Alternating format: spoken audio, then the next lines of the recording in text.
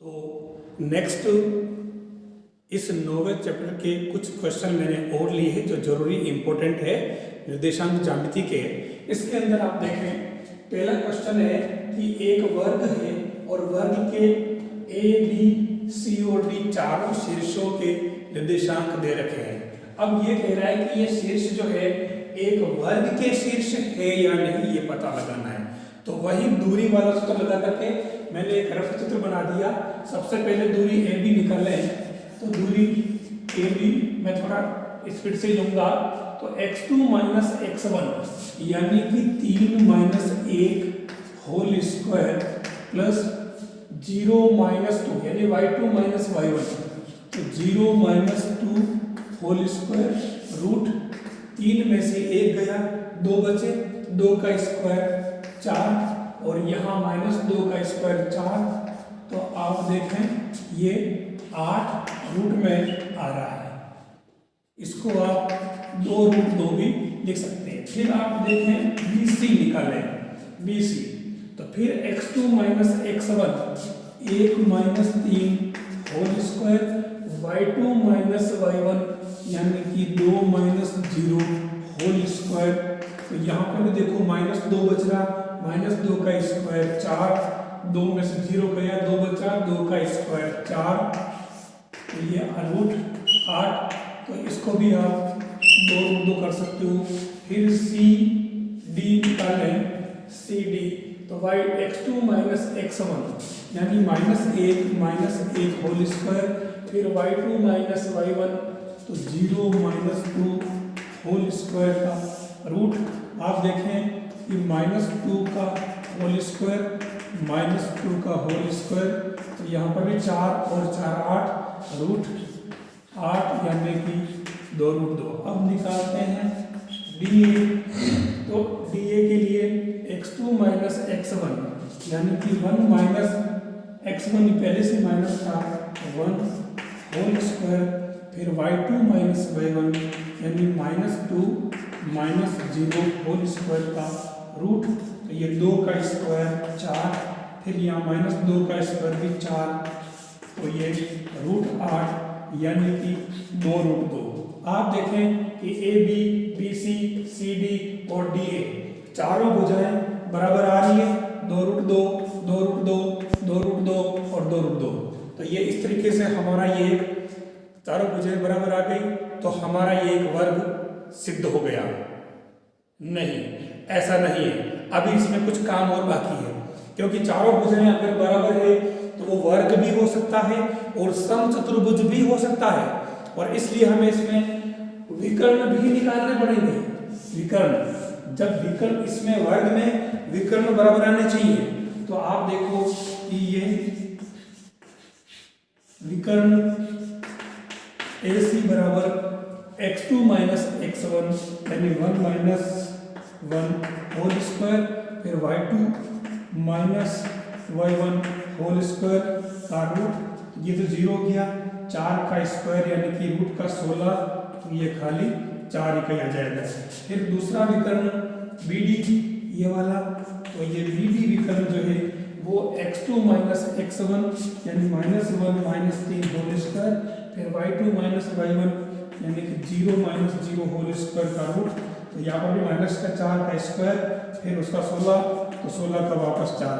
आप देखें कि विकर्ण BD बराबर जो है विकर्ण BD और विकर्ण AC दोनों बराबर आ गए और चारों भुजाएं बराबर आ गई। अब हम कह सकते हैं कि चारों भुजाएं बराबर है, विकर्ण बराबर है, इसका मतलब ये वर्ग है। अगर ये विकर्ण बराबर नहीं आते, चारों भुजाएं बराबर आ गई लेकिन विकर्ण बराबर नहीं आते, तो ये वर्ग नहीं समांतर समचतुर्भुज होता। तो इस तरीके से आप इसको करें। फिर क्वेश्चन नंबर जो दूसरा है, आप देखें दूसरे क्वेश्चन में 3 बिंदु दे रखे और अपने को पता लगाना कि वो सरेख है या नहीं। सरेख का मतलब एक ही रेखा होना चाहिए, तो हम मान लेते हैं एक बिंदु A जो है वो 1 1, फिर बी बिंदु जो है वो -2 7 और सी बिंदु जो है वो 3 -3। हम एक काम करते हैं, हम मान लेते हैं इस प्रकार से ए, और एक बार इसको बोलिए हम जिगजैग मान लेते हैं। चलो ये बी, एक यहाँ मान लेते हैं, एक यहाँ मान लेते हैं। तो ए बी और सी, तो हम पहले ए बी निकालें। तो ए बी बराबर x2 - x1 होल स्क्वायर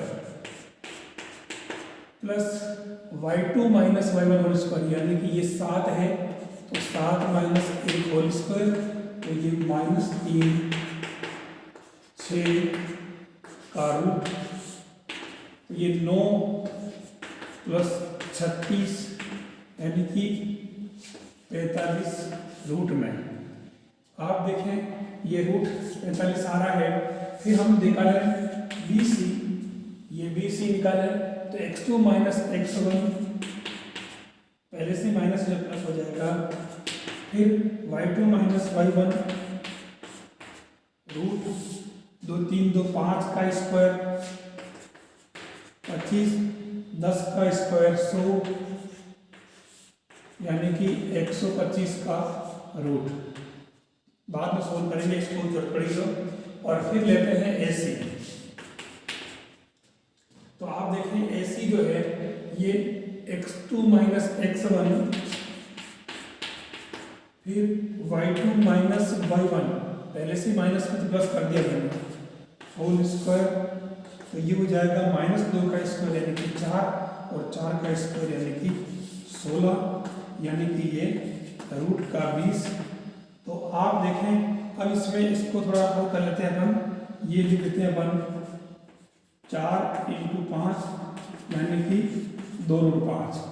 इसको लिखें अपन 25 × 5 रूट, तो ये 5√5। और इसको लिखें अपन 9 × 5 का रूट, तो ये आ जाएगा 3√5। आप देखो कि इस भुजा और इस भुजा का जो योग है वो इसके बराबर आ रहा है। यानी आप देखें कि चूंकि BC बराबर आप देखें AB प्लस AC, यानी AB और AC का योग यानी दो भुजाओं का योग तीसरी भुजा के बराबर आ रहा है। इसका मतलब ये हुआ कि ये ABC सरेख है, यानी अब ये त्रिभुज नहीं बनाएगा, ये तीनों एक ही रेखा में होंगे, क्योंकि जो A और BC जो है यानी इसको अपन B ले लें, इसको C ले लें और बीच में कहीं अपन A लिख दें। तो ये जो है B यानी AB और AC का जो योग है वो BC के बराबर है।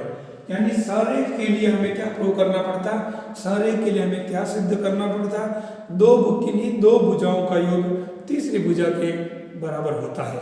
ये इसमें अपने को करना पड़ता है। फिर इस तरीके से हम जैसे एक और है ये समकोण त्रिभुज, तो हमारे क्या करना, हम एक समकोण त्रिभुज पहले बना लेते हैं, और समकोण भी बनाए तो कोई दिक्कत नहीं, हम कैसे बना है चलो कोई दिक्कत नहीं, ABC। अब समकोण त्रिभुज के शेष होने के लिए हमें क्या करना पड़ेगा कि पहले AB निकालना पड़ेगा। जैसे ये PQR है तो आप इसको PQ और R मान लें, कोई जरूरी नहीं कि इसमें यही समकोण हो, कोई सा भी एक समकोण हो सकता है। तो आपको क्या करना कि पहले भुजा PQ निकालनी दूसरे सूत्र से, और फिर QR निकालना दूसरे सूत्र से, फिर आपको PR निकालना दूसरे सूत्र से, और इनके इधर रूट नहीं लगा करके इधर स्क्वायर लगा देना। फिर आप देखना कि इन्हीं दो भुजाओं के वर्गों का योग जो है वो तीसरी भुजा के वर्ग के बराबर होगा। यानी पाइथागोरस प्रमेय जब इसमें लागू होती है, कर्ण स्क्वायर बराबर लंब स्क्वायर प्लस आधार स्क्वायर, तो ये सिद्ध हो जाएगा कि ये समकोण त्रिभुज के शीर्ष है। फिर यहाँ पर चौथा जो क्वेश्चन आ रहा है आप देखें, इसके अंदर क्या है, आपको x अक्ष पर कोई बिंदु लेना है। तो x अक्ष पर मान लो कोई बिंदु हमने P ले लिया और वो x 0 ले लिया, क्योंकि y का मान 0 होगा। अब ये कह रहा है कि यहाँ पर जो दो बिंदु दे रखे हैं, इस बिंदु से और इस बिंदु से जो इसको आप नाम ले लें ए और इसको नाम डाल दें बी, तो ये AP और PB दोनों बराबर होगी। ये सवाल में कह रहा है समान दूरी पर, यानी आपको AP बराबर PB लेकर के चलना होगा। अब आपको दोनों ओर इस पर लगा देना, फिर इधर आपको दूरी सूत्र लगाना, इधर भी आपको दूरी सूत्र लगाना। हमारे पास समीकरण आएगा और उससे x का मान आ जाएगा। तो वो x का मान जो आएगा यहाँ रखना, तो ये आपके वो बिंदु आ जाएगा। यानी किस तरीके से हम इस क्वेश्चन को लेते हैं कि x अक्ष पर कोई बिंदु है, तो हम क्या करते हैं, सपोज ये हमारे पास में x अक्ष पर कोई बिंदु A है, x 0, क्योंकि x अक्ष पर y का मान 0 होगा।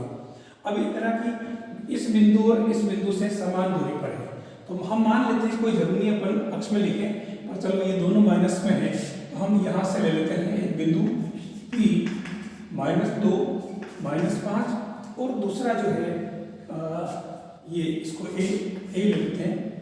चलो एक काम करते हैं, इसको P ले लेते हैं और इसको Q ले लेते हैं, P और Q।